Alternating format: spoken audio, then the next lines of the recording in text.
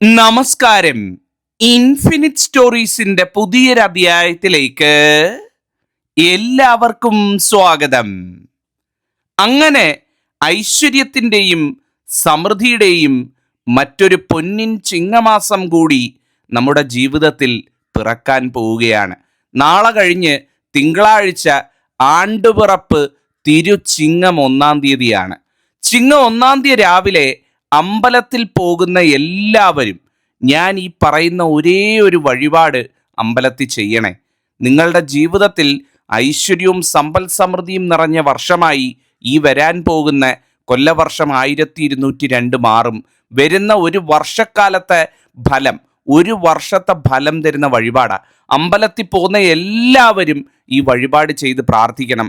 നിങ്ങളുടെ ജീവിതത്തിൽ നാളിതുവരെ അനുഭവിച്ചു വരുന്ന എല്ലാ ദുഃഖ ദുരിതങ്ങളും തീർത്തു തരുന്ന ഒരു പുതുവർഷമായി ഈ വർഷം മാറുന്നതാണ്. ജീവിതത്തിൽ എന്ത് പ്രയാസങ്ങളുണ്ടെങ്കിലും എന്ത് വിഷമങ്ങളുണ്ടെങ്കിലും ഈ വഴിപാട് ചെയ്ത് നിങ്ങളൊന്ന് തൊഴുതു നോക്കിക്കേ. നിങ്ങളുടെ വീട്ടിനടുത്തുള്ള ഏത് അമ്പലമായാലും ഏത് ദേവന്റെ ക്ഷേത്രമായാലും ഈ വഴിപാട് ഞാൻ പറയുന്ന പോലെ നിങ്ങൾ ചെയ്ത് പ്രാർത്ഥിച്ചു നോക്കൂ. നിങ്ങളുടെ ദുരിതങ്ങൾ തീരുന്ന, ദുരിത പെയ്ത്ത് തീർന്ന് ഐശ്വര്യവും സമ്പൽ സമൃദ്ധിയും നിറഞ്ഞു തുളുമ്പുന്ന വർഷമായി ഈ പുതുവർഷം മാറും. അച്ചിട്ടായ കാര്യമാണ്. ഈശ്വരനായിട്ടാണ് എന്നെ കൊണ്ട് ഇന്നത് ഇവിടെ പറയിച്ചത്. നിങ്ങളിത് കാണാനിടയായത് ഈശ്വര നിമിത്തമാണ്. ഭഗവാൻ അറിയാതെ ഒന്നും നടക്കില്ല. ഭഗവാനാണ്, ഭഗവാൻ നിമിത്തമായാണ് തീർച്ചയായിട്ടും നിങ്ങളിത് അറിഞ്ഞത്. എല്ലാവരും ഒരു ഉപേക്ഷയും വിചാരിക്കരുത്. തീർച്ചയായിട്ടും ക്ഷേത്രത്തിൽ ചെയ്യുക. നിങ്ങളുടെ ജീവിതവും നിങ്ങളുടെ കുഞ്ഞുങ്ങളുടെ ജീവിതവും കുടുംബവും രക്ഷപ്പെട്ടിരിക്കും എന്നുള്ളതാണ്. അപ്പം ദീർഘിപ്പിക്കുന്നില്ല, ഞാൻ കാര്യത്തിലേക്ക് വരാം. ആദ്യമായിട്ട് ചിങ്ങം 1-ാം തീയതി പറ്റുന്ന എല്ലാവരും അമ്പലത്തിൽ പോയി തൊഴണം കേട്ടോ. ആണ്ടുപിറപ്പ് 1-ാം തീയതി ദിവസമാണ്. ആ ദിവസം പോയി തൊഴുന്നതിൽ പരം ഐശ്വര്യം മറ്റൊന്നിനും നൽകാൻ പറ്റില്ല എന്നുള്ളതാണ്. രാവിലെ വീട്ടിൽ വിളക്കൊക്കെ കത്തിച്ചിട്ട് ഐശ്വര്യമായിട്ട് രാവിലെ ഒന്ന് അമ്പലത്തിൽ പോവുക. വീട്ടിനടുത്തുള്ള ഏത് ക്ഷേത്രത്തിൽ വേണമെങ്കിലും പോവാം. നാരായണമൂർത്തി ക്ഷേത്രം ഏറ്റവും ഗംഭീരമാണ്. ശിവക്ഷേത്രത്തിൽ പോവാം, ഗംഗേമമാണ്. ഭഗവതി ക്ഷേത്രം ഉണ്ടെങ്കിൽ ഭഗവതി ക്ഷേത്രത്തിൽ പോവാം, ഏറ്റവും ഉത്തമമാണ്. ഏത് അമ്പലമാണെന്നുണ്ടെങ്കിലും നിങ്ങൾക്ക് സൗകര്യമായിട്ട്, നിങ്ങൾക്ക് ഇഷ്ടപ്പെട്ട് മനസ്സുകൊണ്ട് അറിഞ്ഞ് നിങ്ങൾക്ക് പോകാൻ പറ്റുന്നത് വീട്ടിനടുത്തുണ്ടോ, ഐശ്വര്യമായിട്ട് രാവിലെ കുളിച്ച് ശുദ്ധിയായി ഐശ്വര്യമായിട്ട് ക്ഷേത്രത്തിൽ പോവുക. ക്ഷേത്രത്തിൽ പോകുന്ന സമയത്ത് ഞാൻ പറയുന്ന 2 കാര്യങ്ങൾ നിങ്ങളുടെ കയ്യിൽ വെച്ചോണം കേട്ടോ. എല്ലാവരും അതിനാ നേരത്തെ പറയുന്നത്, ഇപ്പോഴേ തയ്യാറാക്കി വെച്ചോളൂ. 2 കാര്യങ്ങൾ. ഒന്നെന്ന് പറയുന്നത് നല്ല 3 നാണയം. എന്താണ് 3 നാണയം എന്ന് പറഞ്ഞാൽ? 1 രൂപയുടെയോ 5 രൂപയുടെയോ 3 നാണയം അഥവാ 3 കോയിൻ കയ്യിൽ വെച്ചേക്കണം. ഒന്നാമത്തത്. രണ്ടാമത്തതെന്ന് പറയുന്നത് ഒരു നാളികേരം, നല്ല പൊതിച്ച് വൃത്തിയാക്കിയെടുത്ത ഒരു നാളികേരം. ഈ നാളികേരവും നാണയവുമായിട്ട് വേണം നിങ്ങൾ അമ്പലത്തിൽ പോകേണ്ടത് എന്ന് പറയുന്നത്. അമ്പലത്തിൽ പോയി എന്ത് വഴിപാടാ ചെയ്യേണ്ടതെന്നുള്ള ഞാൻ പറഞ്ഞുതരാം. പക്ഷേ പോകുന്നതിന് മുമ്പ് ഈ 3 നാണയവും നാളികേരവുമായിട്ട് വേണം പോകാനായിട്ട്. നാണയം എടുക്കുന്ന സമയത്ത് ഒന്ന് തലയ്ക്കുഴിഞ്ഞെടുക്കുക. എന്താണ് തലയ്ക്കുഴിഞ്ഞെടുക്കുക എന്ന് പറഞ്ഞാൽ? വീട്ടിൽ നിന്ന് ഇറങ്ങാൻ പോകുന്നതിന് മുമ്പ്, അല്ലെ അമ്പലത്തിൽ ചെന്ന് കയറുന്നതിന് മുമ്പ് ഒന്ന് തലയ്ക്കുഴിഞ്ഞ് 3 പ്രാവശ്യം തലയ്ക്ക് ആ നാണയം ഒന്ന് ഒഴിഞ്ഞ് ഭഗവാനെ ഭഗവതിയെ എന്ന് പറഞ്ഞുകൊണ്ട് തലയ്ക്ക് 3 പ്രാവശ്യം ഒഴിഞ്ഞ് 3 നാണയവും കയ്യിൽ വെക്കുക. തലയ്ക്കൊഴിഞ്ഞ് വെച്ചുകൊണ്ട് പോവുക. ഇനി വീട്ടിൽ നിങ്ങൾക്ക് വേറെ ആർക്കെങ്കിലും ഇതുപോലെ ക്ഷേത്രത്തിൽ വരാൻ പറ്റുന്നില്ല, അവർക്കും ഇത്തരത്തിൽ ഒഴിഞ്ഞെടുക്കണമെന്നുണ്ടെങ്കിൽ അവരുടെ കൂടെ നിങ്ങൾക്ക് വേറെ ഒരു 3 നാണയം ഒഴിഞ്ഞു വാങ്ങിക്കാവുന്നതാണ്. അല്ല നിങ്ങൾക്ക് മാത്രമാണ് ചെയ്യുന്നതെന്നുണ്ടെങ്കിൽ നിങ്ങൾ മാത്രം നിങ്ങൾക്ക് വേണ്ടി 3 നാണയം ഒഴിഞ്ഞെടുക്കുക. ഇതാണ് ഒന്നാമതായിട്ട് ചെയ്യേണ്ട കാര്യം. നാണയം ഒഴിഞ്ഞെടുത്ത് ഒരു നാളികേരമായിട്ട് ക്ഷേത്രത്തിൽ പോവുക. ക്ഷേത്രത്തിൽ ചെന്ന പാടെ നമ്മൾ നേരെ കയറുന്നു, ക്ഷേത്രത്തിൽ കയറുന്നു, ഭഗവാനെ കാണുന്നു, അല്ലെ ഭഗവതിയെ കാണുന്നു, തൊഴുന്നു. ആദ്യം തന്നെ ഗണപതി പ്രതിഷ്ഠ ഇരിക്കുന്നിടത്ത് പോവുക. ഗണപതി ഭഗവാന്റെ പ്രതിഷ്ഠ ഉണ്ടാവുമല്ലോ, ഗണപതി ഭഗവാന്റെ തിരുമുമ്പിൽ പോവുക. ചെന്ന ഉടനെ തന്നെ ആദ്യം ആ 3 ഒഴിഞ്ഞെടുത്ത നാണയത്തിൽ ഒരെണ്ണം ആദ്യം തന്നെ ഗണപതി ഭഗവാൻ അവിടെ സമർപ്പിക്കുക. അവിടുന്ന് വേണം ഈ പുതുവർഷ ദർശനം ആരംഭിക്കാൻ എന്ന് പറയുന്നത്. നേരെ ചെന്ന് കയറുന്നു, പ്രധാന പ്രതിഷ്ഠ ഉണ്ടാവും, നമ്മൾ തൊഴുന്നു, നേരെ ഗണപതി ഭഗവാന്റെ മുന്നിൽ പോകുന്നു. ആദ്യം തന്നെ കാണിക്കുക, വേറെ ഒന്നും പൈസ ഇടരുത്, വേറെ ഒരു കാര്യം ചെയ്യരുത്. ആദ്യം തന്നെ ഗണപതി ഭഗവാന് പോയി നിങ്ങൾ ആ 1 രൂപ നാണയം സമർപ്പിക്കുക. തലയ്ക്കൊഴിഞ്ഞു കൊണ്ടുപോയ 3 എണ്ണത്തിൽ ഒരെണ്ണം സമർപ്പിക്കുക. സമർപ്പിച്ച് ആ നാളികേരം ഭഗവാന്റെ നടക്കലുടച്ച് 12 ഏത്തം ഇടുക. എത്രയാണ്? 12 ഏത്തം ഗണപതി ഭഗവാന്റെ മുന്നിലിട്ട് ഓം ഗം ഗണപതയേ നമ എന്ന് ചൊല്ലി പ്രാർത്ഥിക്കുക. ഓം ഗം ഗണപതയേ നമ എന്ന് പ്രാർത്ഥിച്ചുകൊണ്ട് 12 ഏത്തവിട്ട് ആ നാണയം സമർപ്പിച്ച് നാളികേരം ഉടച്ച് ഭഗവാൻ മഹാഗണപതിയെ തൊഴുതുകൊണ്ട് തുടങ്ങുക. ഈ പറഞ്ഞ പോലെ കൃത്യമായിട്ട് ചെയ്യുക. ഐശ്വര്യത്തിൻ്റെ തുടക്കം അവിടുന്നായിരിക്കും എന്നാണ്. ഒരു ശക്തിക്കും നിങ്ങളെ പിന്നെ തടഞ്ഞു നിർത്താൻ സാധിക്കില്ല. ഇവിടുന്ന് അങ്ങോട്ട് ഉയർച്ച ആരംഭിക്കുകയായി എന്നുള്ളതാണ് ഒന്നാമത്തെ നാണയം. രണ്ടാമത്തെ നാണയം നാഗർക്ക് സമർപ്പിക്കുക. നാഗദൈവങ്ങളുടെ പ്രതിഷ്ഠയുണ്ട് എന്നുണ്ടെങ്കിൽ ആ നാഗദൈവങ്ങളുടെ നടയിൽ രണ്ടാമത്തെ നാണയം സമർപ്പിക്കുക. മഞ്ഞൾ പ്രസാദം തൊട്ടണിയുക. നാഗദൈവങ്ങളെ തൊഴുത് പ്രാർത്ഥിക്കുക. നാഗരാജാവിനെയും നാഗയക്ഷി അമ്മയും പ്രാർത്ഥിക്കുക. രണ്ടാമത്തെ നാണയം. മൂന്നാമത്തെ നാണയം ആ അമ്പലത്തിലെ പ്രധാന പ്രതിഷ്ഠ ഏത് ദേവനോ ദേവിയോ ആണോ ആ ദേവനോ ദേവിക്കോ മൂന്നാമത്തെ നാണയം സമർപ്പിക്കുക. ഇനി നിങ്ങൾ ഞാൻ പറയുന്ന പുഷ്പാഞ്ജലി രസീതാക്കണം. അത് നിങ്ങൾക്ക് കയറുമ്പോഴേ രസീതാക്കിക്കൊണ്ട് കയറാം, തെറ്റൊന്നുമില്ല. ആദ്യമേ ചെന്നപാടെ അങ്ങനെ ഗണപതി എന്ന് ഞാൻ പറഞ്ഞത് മറ്റൊന്നും കൊണ്ടല്ല, തൊഴാൻ പോകുമ്പം മറ്റൊരു വഴിപാട് കാര്യത്തിനും പോകാതെ ആദ്യം ഗണപതി എടുത്ത് പോകണമെന്നുള്ളത് കൊണ്ടാണ് അങ്ങനെ പറഞ്ഞത്. അപ്പം രസീത് എഴുതിച്ചിട്ട് നിങ്ങൾക്ക് കയറിയാൽ മതി, അതല്ല കഴിഞ്ഞ് വേണമെങ്കിൽ നിങ്ങൾക്ക് രസീത് എഴുതിക്കാം. അപ്പം എഴുതിച്ചിട്ട് കയറുന്നതായിരിക്കും ഏറ്റവും ഉചിതം എന്ന് പറയുന്നത്. രസീതാക്കണം എന്ന് പറയുന്നത് 3 ക്ഷേത്രത്തിലും 3 സങ്കല്പത്തിൽ വേണം ചെയ്യാൻ. എന്താണ് 3 ക്ഷേത്രം? നിങ്ങൾ പോകുന്നത് ശിവൻ്റെ അമ്പലത്തിലാണെങ്കിൽ ഒരു വഴിപാട്, നിങ്ങൾ പോകുന്ന വിഷ്ണുവിൻ്റെ അമ്പലത്തിൽ അല്ലെങ്കിൽ നാരായണ സങ്കല്പത്തിലുള്ള ശ്രീകൃഷ്ണസ്വാമി ക്ഷേത്രം, വിഷ്ണു ക്ഷേത്രം, ശ്രീരാമസ്വാമി ക്ഷേത്രം പോലെയുള്ള നാരായണമൂർത്തി ക്ഷേത്രം, വൈഷ്ണവാദി ക്ഷേത്രങ്ങളിലാണ് എന്നുണ്ടെങ്കിൽ ഞാൻ പറയുന്ന പുഷ്പാഞ്ജലിക്ക് രസീതാക്കണം. അല്ല നിങ്ങൾ പോകുന്നത് ഭഗവതിയുടെ അമ്പലത്തിലാണ്, ദേവീ ക്ഷേത്രത്തിലാണ് എന്നുണ്ടെങ്കിൽ അവിടെ ഞാൻ പറയുന്നത് രസീതാക്കണം. അപ്പം 3 രീതിയിലാണ് രസീതാക്കണം. അപ്പം നിങ്ങൾ എവിടെ പോകുന്നതെന്നുള്ളത് വെച്ചിട്ട് വേണം നിങ്ങൾ രസീതാക്കേണ്ടത്. ഇനി മറ്റേതെങ്കിലും ദേവന്മാരുടെ ക്ഷേത്രത്തിലാണെന്നുണ്ടെങ്കിൽ നിങ്ങൾ ചോദിച്ചാൽ മതി, ഞാനത് ഏത് ക്ഷേത്രത്തിനനുസരിച്ചുള്ള വഴിപാട് ഞാൻ നിങ്ങൾക്ക് കൃത്യമായിട്ട് പറഞ്ഞു തരാം. അപ്പം പ്രധാനമായിട്ടും നമ്മൾ ദർശനം നടത്തുന്ന ഒന്നിൽ നാരായണ ക്ഷേത്രം, അല്ലെ ശിവക്ഷേത്രം, അല്ലെങ്കിൽ ഭഗവതി ക്ഷേത്രം. അപ്പോൾ ഇതിന് 3 ഉള്ളത് കൃത്യമായിട്ട് ഞാൻ പറഞ്ഞു തരാം. ഇത് ചെയ്യുകയാണെന്നുണ്ടെങ്കിൽ ഏറ്റവും ഗംഭീരം, അതിൽ പരമൊരു ഐശ്വര്യം വേറെ ഇല്ല. ഒന്നാമത്തത്, നിങ്ങൾ പോകുന്നത് ശിവക്ഷേത്രത്തിലാണ് എന്നുണ്ടെങ്കിൽ ഉറപ്പായിട്ടും ചെന്ന ഉടനെ എഴുതിക്കുക ബില്വപത്ര പുഷ്പാഞ്ജലി, അല്ലെങ്കിൽ വില്വപത്ര പുഷ്പാഞ്ജലി, അല്ലെങ്കിൽ കൂവളത്തിലകൾ കൊണ്ട് ശിവന് അർച്ചന. 3 പേരിൽ ഏതെങ്കിലും ഒരെണ്ണം. ബില്വപത്ര പുഷ്പാഞ്ജലി എന്ന് പറയും, വില്വപത്ര പുഷ്പാഞ്ജലി എന്ന് പറയും, കൂവളത്തില കൊണ്ട് ശിവന് അർച്ചന എന്ന് പറയുന്ന രീതിയിലും പറഞ്ഞെഴുതിക്കാൻ പറ്റും. ഈ 3-ൽ ഏതാണ് കൂവളത്തില കൊണ്ട് ശിവന് നടത്തുന്ന അർച്ചന എന്നുള്ളത് അത് അവിടെ രസീത് എഴുതിക്കുക ശിവക്ഷേത്രത്തിൽ.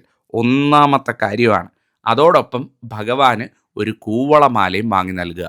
ശിവക്ഷേത്രത്തിൽ തൊഴാൻ പോകുന്നവരാണെങ്കിൽ ഇക്കാര്യം വിട്ടുപോകരുത്. ഇനി വിഷ്ണു അമ്പലമാണ് പോകുന്നതെന്നുണ്ടെങ്കിൽ കണ്ണും പൂട്ടി വിഷ്ണു ഭഗവാന് ആയുർ സൂക്ത പുഷ്പാഞ്ജലിക്ക് രസീതാക്കണം. ഒരു ഇതും വിചാരിക്കരുത്, വിഷ്ണു അമ്പലമാണ് പോകുന്നതെന്നുണ്ടെങ്കിൽ വിഷ്ണു ഭഗവാന് ആയുർ സൂക്ത പുഷ്പാഞ്ജലിക്ക് രസീതാക്കുക. ഒരു തുളസിമാല ഭഗവാന് ചാർത്താനും വാങ്ങി നടക്കൽ സമർപ്പിക്കുക. തുളസിമാലയും ആയുർ സൂക്തവുമാണ് നാരായണമൂർത്തി ക്ഷേത്രത്തിൽ നിങ്ങൾ എഴുതിക്കേണ്ടത്. ഭഗവതി ക്ഷേത്രത്തിലാണ് തൊഴാൻ പോകുന്നത് എന്നുണ്ടെങ്കിൽ ഭഗവതിക്ക് ലളിതാ സഹസ്രനാമ പുഷ്പാഞ്ജലി എന്നൊരു പുഷ്പാഞ്ജലിയുണ്ട്. ലളിതാ സഹസ്രനാമ പുഷ്പാഞ്ജലി. ആ ലളിതാ സഹസ്രനാമ പുഷ്പാഞ്ജലിയും ഒരു തെച്ചിമാലയും സമർപ്പിക്കുക. തെച്ചിമാല എന്ന് പറഞ്ഞാൽ അതിഗംഭീരമാണ്. തെച്ചിമാല കിട്ടിയില്ല എങ്കിൽ മാത്രം മറ്റു ചുവന്ന പൂക്കളിലേക്ക് പോവുക. തെച്ചിമാല പറഞ്ഞ് ചെയ്യിക്കാവുന്നുണ്ടെങ്കിൽ 100-150 രൂപയാവുള്ളൂ. തെച്ചിമാല വാങ്ങി ചാർത്താവുന്നുണ്ടെങ്കിൽ അതായിരിക്കും ഏറ്റവും ഗംഭീരമായിട്ടുള്ള കാര്യം. അപ്പം ഭഗവതിക്ക് തെച്ചിമാലയും ലളിതാ സഹസ്രനാമ പുഷ്പാഞ്ജലിയും. ഞാൻ ഈ പറഞ്ഞ 3 ദേവീദേവന്മാരുടെ ഏത് ക്ഷേത്രത്തിൽ പോയാലും ഈ പറഞ്ഞ വഴിപാട് എഴുതിക്കുക. അതിനൊപ്പം നിങ്ങൾക്ക് വേറെ എന്തെങ്കിലും ചെയ്യണമെങ്കിൽ ചെയ്തോളൂ, ഇല്ല എന്ന് പറയുന്നില്ല. പക്ഷേ ഞാൻ നേരത്തെ പറഞ്ഞ പോലെ നാണയവും നാളികേരവും കൊണ്ടുപോയി സമർപ്പിച്ച് ഗണപതി ഭഗവാനെ പ്രാർത്ഥിച്ച് ഈ പ്രപഞ്ചത്തിൻ്റെ പ്രകൃതിയുടെ ദേവന്മാരായ നാഗദൈവങ്ങളെ പ്രാർത്ഥിച്ച് ഭഗവാന് ഭഗവതിക്ക് ഈ പറഞ്ഞ വഴിപാടും ചെയ്താൽ ഈ വർഷം ഗംഭീരമായി എന്നുള്ളതാണ്. അതുപോലെ തന്നെ ഞാൻ നിങ്ങൾക്ക് എല്ലാവർക്കും ഒരു കാര്യവും കൂടെ പറഞ്ഞു തരാം. അത് മറ്റൊന്നുമല്ല, ഓരോ നാളുകാർക്കും, അതായത് അശ്വതി, ഭരണി, കാർത്തിക, രോഹിണി തുടങ്ങി രേവതി വരെയുള്ള 27 നാളുകാർക്കും ഈ 1202 ആണ്ട് കൊല്ലവർഷത്തിൻ്റെ ഫലങ്ങൾ പ്രകാരം ഓരോ നാളുകാരും ചെയ്യേണ്ട വഴിപാടുകളുണ്ട്, പ്രീതിപ്പെടുത്തേണ്ട ദേവന്മാരുണ്ട്. അതും കൂടെ ഞാൻ നിങ്ങൾക്ക് കൃത്യമായിട്ട് പറഞ്ഞു തരാം. ആ ദേവീ ദേവന്മാർക്ക് നിങ്ങളുടെ വീട്ടിൽ, ഇപ്പോൾ ഉദാഹരണത്തിന് നിങ്ങളുടെ വീട്ടിൽ 3 പേരുണ്ടെന്ന് വെച്ചോ. ആ 3 പേരുടെ നാള് കാർത്തിക, മകയിരം, ആയില്യം, ഈ 3 നക്ഷത്രമാണെന്ന് വെച്ചോ. ആ 3 നാളുകാരുടെ നക്ഷത്രത്തിന് നേരെ വരുന്ന ദേവനും അവർക്ക് ചെയ്യേണ്ട വഴിപാടും എന്താണെന്നുള്ളത് ഞാനിപ്പോൾ നിങ്ങൾക്ക് പെട്ടെന്ന് പറഞ്ഞു തരാം. അതും കൂടെ ചെയ്യാൻ പറ്റുമെങ്കിൽ വീട്ടിലെ അംഗങ്ങൾക്ക് ഏറ്റവും നല്ലതാണ്.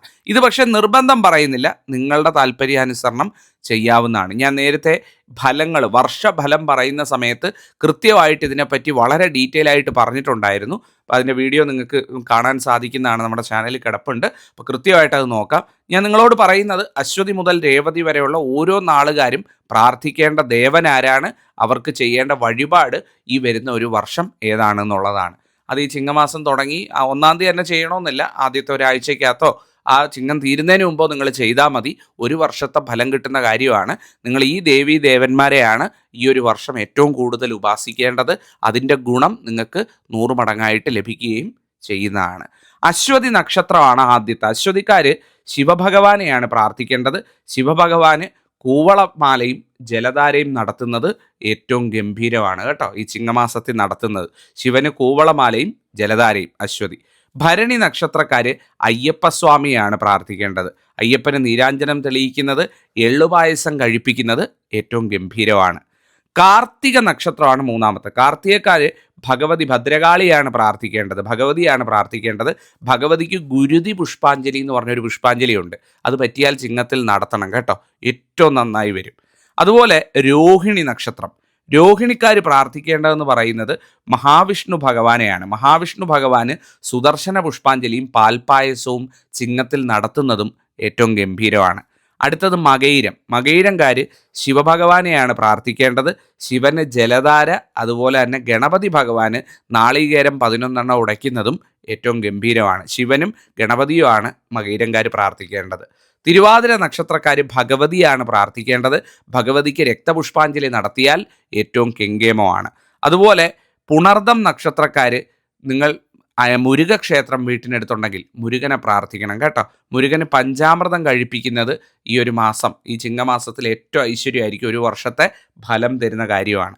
അടുത്ത പൂയം നക്ഷത്രം. പൂയംകാർ ശ്രീകൃഷ്ണ ഭഗവാന് പ്രാർത്ഥിക്കണം. ശ്രീകൃഷ്ണ ഭഗവാന് തുളസിമാലയും പാൽപ്പായസവും കഴിപ്പിക്കണം. ആയില്യം നക്ഷത്രക്കാർ മൃത്യുഞ്ജയ പുഷ്പാഞ്ജലി എന്നൊരു പുഷ്പാഞ്ജലിയുണ്ട്. മൃത്യുഞ്ജയ പുഷ്പാഞ്ജലി ശിവക്ഷേത്രത്തിൽ നടത്തുക, ഒപ്പം ഭഗവതിക്ക് രക്തപുഷ്പാഞ്ജലി നടത്തുക. ഭഗവാനെയും ഭഗവതിയെയും നല്ല ചേർത്ത് പിടിച്ച് പ്രാർത്ഥിച്ചോ, അവരുടെ അനുഗ്രഹം ഉണ്ടെങ്കിലേ കാര്യങ്ങൾ ഗംഭീരമാവുള്ളൂ. അടുത്ത നക്ഷത്രം മകമാണ്. മകൻകാർ പ്രാർത്ഥിക്കേണ്ടത് ശ്രീകൃഷ്ണ ഭഗവാനെയാണ്, തുളസിമാലയും പാൽപ്പായസവും കഴിപ്പിക്കുക. അടുത്ത നക്ഷത്രം എന്ന് പറയുന്നത് പൂരം നക്ഷത്രമാണ്. പൂരംകാർ ഭഗവാൻ മഹാദേവനെ പ്രാർത്ഥിക്കണം, ഭഗവാന് ജലധാര കഴിപ്പിക്കണം കേട്ടോ. അടുത്ത നക്ഷത്രം ഉത്രമാണ്. ഉത്രംകാർ ഭഗവതിക്ക് രക്തപുഷ്പാഞ്ജലി നടത്തണം, ഭഗവതിയാണ് പ്രാർത്ഥിക്കേണ്ടത്. അത്തം നക്ഷത്രക്കാർ പ്രാർത്ഥിക്കേണ്ടത് ഗണപതി ഭഗവാനെയാണ്. ഗണപതി ഭഗവാന് കറുകമാലയും നാളികേരവും സമർപ്പിക്കണം. അടുത്തത് ചിത്തിരയാണ്. ചിത്തിരക്കാർ ശിവഭഗവാനെ പ്രാർത്ഥിക്കണം, പിൻവിളക്കും കൂവളമാലയും സമർപ്പിക്കണം. അടുത്തത് ചോതി നക്ഷത്രമാണ്. ചോതി നക്ഷത്രക്കാർ തുളസിമാലയും പാൽപ്പായസവും ഭഗവാന് കഴിപ്പിക്കണം കേട്ടോ, ഏറ്റവും ഗംഭീരമായിരിക്കും. തുളസിമാലയും പാൽപ്പായസവും മഹാവിഷ്ണു ക്ഷേത്രത്തിൽ അല്ലെങ്കിൽ ശ്രീകൃഷ്ണസ്വാമി ക്ഷേത്രത്തിൽ. അടുത്തത് വിശാഖം നക്ഷത്രം. വിശാഖംകാർ നിങ്ങൾ പ്രാർത്ഥിക്കേണ്ടതെന്ന് പറയുന്ന അയ്യപ്പസ്വാമിയാണ്. അയ്യപ്പസ്വാമിക്ക് ഒരു പായസം കഴിപ്പിക്കുക, എള്ളുപായസം പോലെ എന്തെങ്കിലും പായസം, അതുപോലെ തന്നെ വെള്ളഹാരം സമർപ്പിക്കുന്നതും ഗംഭീരമാണ്. അനിഴം നക്ഷത്രക്കാർ പ്രാർത്ഥിക്കേണ്ടത് സാക്ഷാൽ നാരായണനെയാണ്. നാരായണ ക്ഷേത്രത്തിൽ മഞ്ഞഹാരവും ഭാഗ്യസൂക്തവും നടത്തുക. അതുപോലെ തൃക്കേട്ട നക്ഷത്രമാണ്. തൃക്കേട്ടക്കാർ ഭഗവതിയെ പ്രാർത്ഥിക്കണം, ഗുരുതി പുഷ്പാഞ്ജലി കഴിപ്പിക്കണം കേട്ടോ. ഗുരുതി പുഷ്പാഞ്ജലി എന്നൊരു പുഷ്പാഞ്ജലി ഉണ്ട്, അത് കഴിപ്പിക്കുക. മൂലം നക്ഷത്രക്കാർ പ്രാർത്ഥിക്കേണ്ടതെന്ന് പറയുന്നത് ഭഗവതിയാണ്. ഭഗവതിക്ക് മുല്ലപ്പൂമാലയും പായസവും കൊടുക്കുക. വീട്ടിനടുത്ത് മഹാലക്ഷ്മി ക്ഷേത്രമൊക്കെ ഉണ്ടെങ്കിൽ പോവുക, മഹാലക്ഷ്മി പ്രീതിയുണ്ട്. അടുത്ത നക്ഷത്രം പൂരാടമാണ്. പൂരാടംകാർ ജലധാരയും കൂവളമാലയും സാക്ഷാൽ ശിവഭഗവാന് നടത്തണം എന്നുള്ളതാണ്. ഉത്രാടം നക്ഷത്രക്കാർ രക്തപുഷ്പാഞ്ജലി, രക്തഹാരം എന്നിവ ഭഗവതിക്ക് നടത്തണം, ഭഗവതിയാണ് നിങ്ങളെ രക്ഷിക്കാൻ എത്തുന്നത്. അടുത്ത നക്ഷത്രം തിരുവോണമാണ്. തിരുവോണംകാർ മഹാവിഷ്ണു ഭഗവാന് സുദർശന പുഷ്പാഞ്ജലിയും തുളസിമാലയും കഴിപ്പിക്കണം കേട്ടോ. അടുത്ത നക്ഷത്രം അവിട്ടമാണ്. അവിട്ടം നക്ഷത്രക്കാർ ജലധാരയും അഘോര പുഷ്പാഞ്ജലിയും മറക്കാതെ ശിവഭഗവാന് ചെയ്യണം. ശിവഭഗവാന്റെ ക്ഷേത്രത്തിൽ പ്രാർത്ഥിക്കണം, ഭഗവാൻ ഒപ്പമുണ്ട്. അടുത്ത നക്ഷത്രം ചതയമാണ്. ചതയംകാർ ശ്രീകൃഷ്ണ ഭഗവാന് പാൽപ്പായസവും മഞ്ഞമാലയും മഞ്ഞഹാരവും സമർപ്പിക്കണം. പൂരുരുട്ടാതി നക്ഷത്രം ഹനുമാൻ സ്വാമിയാണ് പ്രാർത്ഥിക്കേണ്ടത്. വെറ്റിലമാല ഹനുമാൻ സ്വാമിക്ക് ചാർത്തി പ്രാർത്ഥിക്കൂ, സർവം ഗംഭീരമാകും. അടുത്ത ഉത്രട്ടാതിയാണ്. ഉത്രട്ടാതിക്കാർ പ്രാർത്ഥിക്കേണ്ടത് തീർച്ചയായിട്ടും മഹാഗണപതി ഭഗവാനെയാണ്. കറുകമാലയും നാളികേരവും ഗണപതി ഭഗവാൻ ഉടച്ച് ഭഗവാനെ തൊഴണം. അവസാനത്തെ നക്ഷത്രം രേവതിയാണ്. രേവതിക്കാർ ഭഗവതിയാണ് പ്രാർത്ഥിക്കേണ്ടത്. ഭഗവതിക്ക് രക്തഹാരവും ചുവന്ന പട്ടും സമർപ്പിക്കുന്നത് ഗംഭീരമാണ്. അപ്പം ഇതാണ് 27 നാളുകാരും പ്രാർത്ഥിക്കേണ്ട ദേവൻ അല്ലെങ്കിൽ ദേവി അവർക്ക് ചെയ്യേണ്ട വഴിപാട് എന്ന് പറയുന്നത്. ഈ ഒരു കാര്യവും കൂടെ ചിങ്ങത്തിൽ ചെയ്യുന്നത് ഏറ്റവും നന്നായിരിക്കും. അപ്പം ഞാൻ 27 നാളുകളുടെയും തനിയെ ഉള്ള ദോഷപരിഹാര വഴിപാടുകൾ പറഞ്ഞു തന്നു. ഈ വർഷം ചെയ്യേണ്ട വഴിപാടുകൾ പറഞ്ഞു തന്നു. ഒപ്പം ചിങ്ങം 1-ാം തീയതി ചെയ്യേണ്ട വഴിപാടും പറഞ്ഞു തന്നു. ഇത് അറിയിക്കാൻ വേണ്ടിയാണ് വന്നത്. എന്തെങ്കിലും ചോദ്യങ്ങൾ, സംശയങ്ങൾ ഈ പറഞ്ഞതിൽ തിരിയാത്തതുണ്ട് എന്നുണ്ടെങ്കിൽ തീർച്ചയായിട്ടും അറിയിക്കാം. ജഗദീശ്വരൻ അനുഗ്രഹിക്കട്ടെ. നന്ദി, നമസ്കാരം.